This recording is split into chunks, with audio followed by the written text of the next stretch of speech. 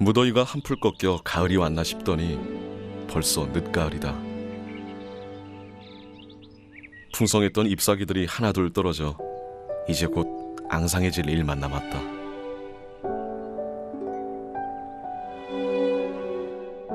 올해도 난 블라디보스톡에서 암스테르담에 이르는 유라시아 횡단도로 14,000km의 여정을 별탈 없이 마쳤다.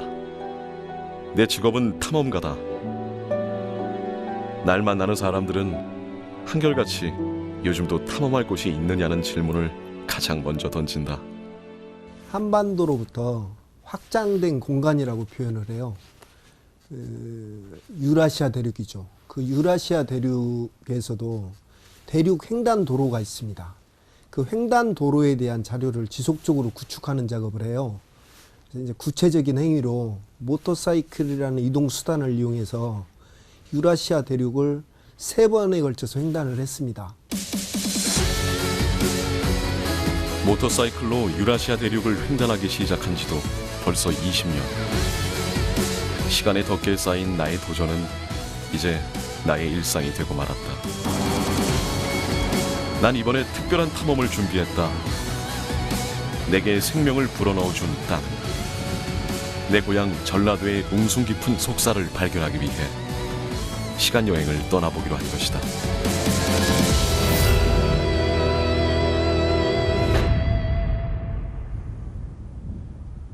전라도의 영산, 무등산. 오를 때마다 느끼는 거지만 무등의 품은 언제나 넉넉하고 포근하다. 끝도 없이 펼쳐지는 중봉의 억새를 따라 한 발 한 발 내딛다 보면 어느새 무등의 심장부인 입석대와 서석대가 눈앞에 펼쳐진다. 수천 수만 년 세월의 풍화로 새겨진 주상절리. 그 과학적 진실보다는 눈앞에 펼쳐진 거대한 자연의 신비에 순간 압도되고 만다. 선사시대의 시간은 이렇게 거대한 바위에 나름의 주름을 남겨뒀던 것이다. 전 세계 비교를 해보기 전까지는 잘 몰랐어요. 저도 보니까 한 30개월 비교해 보니까 이 규모가 세계가 가장 크다는 거죠. 그리고 또 그 산 정상부에 놓여 있고, 그 다음에 보통 주상절리가 제주도 같은 경우는 바다에 있지 않습니까? 그런데 여기는 산 위에 있다는 것이고, 시기도 중생대인데 보통 다른 곳은 신생대고, 또 특이한 게 뭐냐면 무등산에 있는 암석이 최근에 우리가 연구된 페이퍼에 의하면은 이게 이제 세계적으로 뭐 공룡 시대지만 그 신종 같이 나와 있어요. 무등산 응암이라 그래가지고 이제 다른 나라에서 이런 암석이 나오면 무조건 붙이게 돼 있습니다. 그만큼 가치를 가지고 있기 때문에 중요한 건데. 이산저산 꽃이 피니 분명 고 봄이로구나. 봄은 찾아왔건만은 세상사 쓸쓸하더라. 나도 어제 청춘 일러니 오늘 백발한심하구나. 내 청춘도 날 버리고 속절없이 가버렸으니 왔다 갈 줄 아는 몸을 반겨 흔들쓸 때 있나.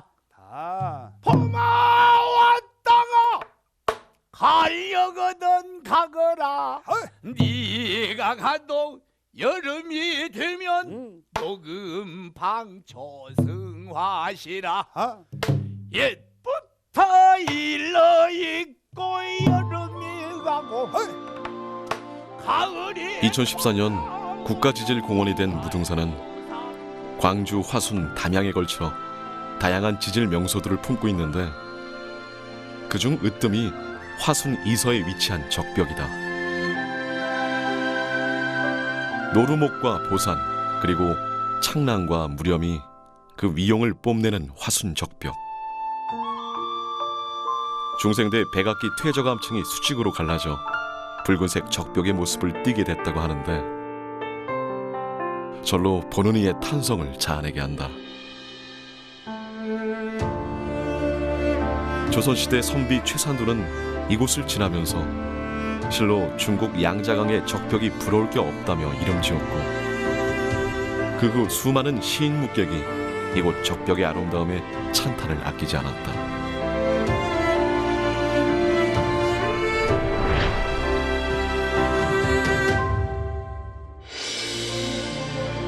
전라도 시간여행의 시작은 고도 마한의 땅 나주다. 영산강이 도도히 흐르고 드넓은 나주 평야가 형성된 곳. 고대 국가 마한은 이곳이 가장 은성했던 문명의 탄생지임을 확인해주고 있다. 54개 부족의 연맹체인 마한. 경기 호서, 호남을 아우르는 거대 제국 마한은 서만 중 가장 발달했던 고대 국가로 알려져 있다. 마한 제국의 실체는 반남 고분군의 유적에서 볼 수 있듯이 BC 3세기부터 AD 6세기 사이 영산간 유역을 중심으로 독자적인 세력을 형성했던 곳으로 보인다. 인돌이 세계적으로 우리나라가 많은데 우리나라에서는 또 가장 많은 지역이 전남 지역으로 그렇게 이미 조사가 됐고 그 학계에서도 알려져 있습니다. 그래서 그런 그 강성한 그런 집단 그런 세력들이 이쪽에서 독자적으로 유지를 해 와서 그것이 마한으로 발전을 했고 마한이 이제 기록상으로 뭐 54국, 55국 그럽니다만은 다른 진안이나 변환하고는 다르게 그만큼 많은 지역에서 토착적인 그런 세력들이 있었고 그런 것들이 이제 그런 아까 고분이라든지 이런 유적들을 많이 남겼다. 특히 이곳에선 다른 지역에서 볼 수 없는 독특한 고분 문화가 발전했는데 대형 동럴 여러 기가 매장된 옹관 고분은 마한 제국의 실체를 방증하는 중요한 유적으로 꼽힌다.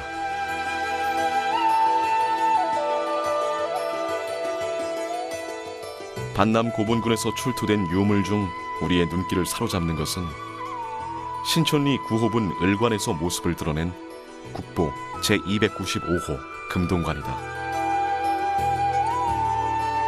신촌리 구호분 을관의 주인공이 금동관을 소유할 정도의 세력이라면 이곳 나주 반남 지역이 고대 교통의 요충지이자 내륙 진출의 중요한 교두보였을 거라는 추측이 가능하다.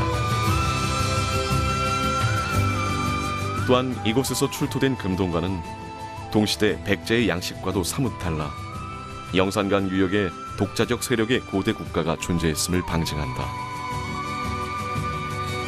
영산강 유역의 마한 세력,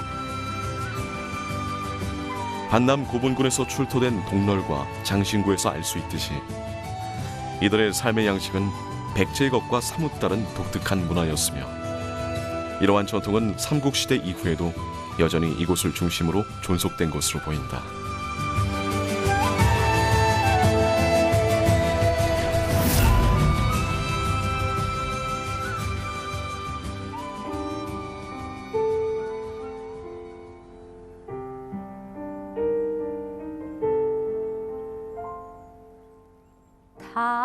달아 높이고 도다샤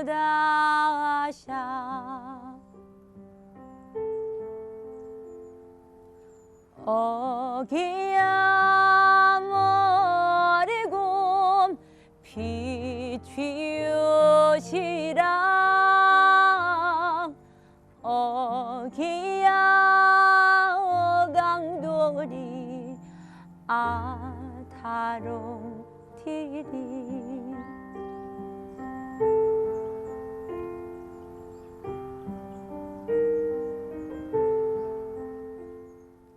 처제 여러 신고요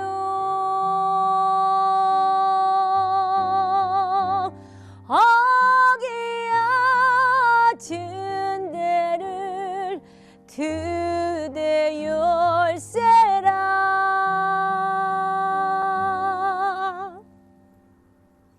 어기야 어강돌이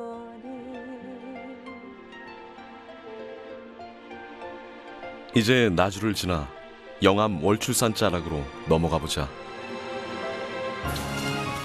영암 월출산은 예로부터 성스러운 기가 흐르는 곳으로 왕인 박사의 탄생지로도 유명하다. 왕이는 백제시대 대표적인 유학자로 일본의 선진 문화를 전파한 문명 전도사다. 그는 4세기경 영암 구림마을 성기동에서 태어나 문산제에서 수학하고 18세에 오경 박사에 오른다. 일본 응신천왕의 초빙으로 도일해 논어와 천자문을 전했고 뛰어난 인품과 해박한 지식은 일본인들의 추앙을 받기에 충분했다.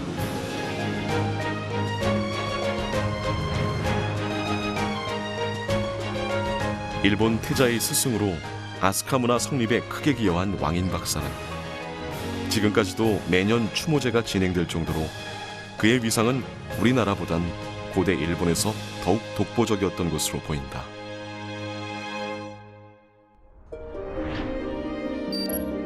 영암 상대포구를 떠나 일본으로 향한 왕인은 큐슈를 거쳐 오사카 일원에 정착하게 되는데 현재도 왕인 관련 유적들이 도처에 산재해 있다. 그 대표적인 곳이 오사카 히라카다시의 왕인 박사 묘다. 이곳 사람들은 현재까지도 왕인 박사의 현덕을 추모하면서 그의 학문과 고대 일본 문화 형성에 공헌한 그의 삶을 기리고 있다. 왕인 박사에 관한 처음 기록이 일본에서 가장 오래된 720년에 쓰여진 그 일본 서기와 고사기라고 하는 일본의 역사서에 처음 기록이 돼 있었는데 우리나라 삼국사기나 삼국유사에는 그 기록이 보이지 않기 때문에 오랫동안 잊혀져 있었다가 일본에서는 근데 그 기록 이후에 에도 시대 때 17세기에 들어와서 많은 이제 유학자들이 생겨나면서 그 유학자 그룹 사이에서 왕인 박사의 전승이 다시 회자되기 시작합니다. 그러면서 그 왕인 박사를 일본에서 가장 높이 추앙하고 있는 학문의 신인 스가하라 미치자네라고 하는 학문의 신과 더불어서 같이 문명을 전달한 그런 그 큰 학자로서 그 현창을 하고 있었던 것이죠.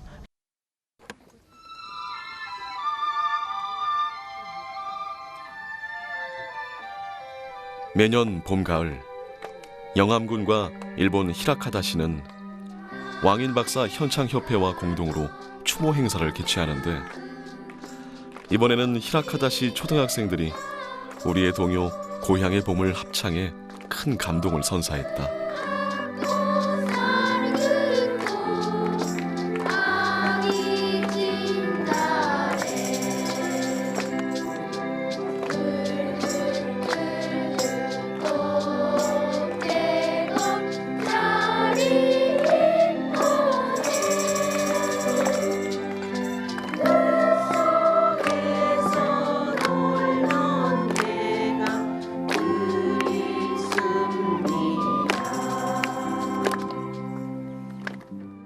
日本文化のルーツ、日本文化を発展させるための漢字、文字を持ち込まれたワニ博士というのをやっぱり大事にしたいわけですね。漢字っていうのは今中国と日本ぐらいですよね。韓国でももう少し漢字を使ってほしいですね。 일본 현지에서의 왕인 박사 현창 사업과 유적만 보더라도 고대 동북아 문명교류사에서 차지하는 그의 위상이 현재 우리의 생각보다 훨씬 높았던 것으로 보인다.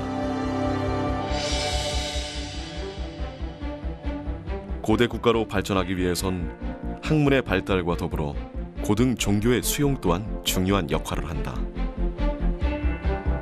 영광 법성포는 우리나라 불교 도래지다. 지명의 유래에서 알 수 있듯이 법은 불교 경전을, 성은 인도 승려 마라난타를 의미한다. 서기 384년 백제 침유왕 1년 승려 마라난타는 인도 간다라 지역에서 출발, 둔항과 장안을 거쳐 동진에서 배를 타고 영광 법성포구에 도착한다. 이후 마라난타는 영광의 최초로 간다라 양식의 불갑사를 창건하고 정토 신앙을 전파하게 되는데 우리나라 사찰 중 유일하게 불갑사 대웅전에 간다라 양식인 스투파의 흔적이 남아있다. 용마루 보주인 스투파는 부처님의 진신사리를 모신 사리암으로 백제 불교의 유래가 인도 간다라 불교임을 나타내는 상징물이기도 하다. 불교의 전례로 고대 국가의 초석을 다진 백제는 고구려, 신라와 더불어 한반도에서 찬란한 백제 문화를 꽃피우게 된다.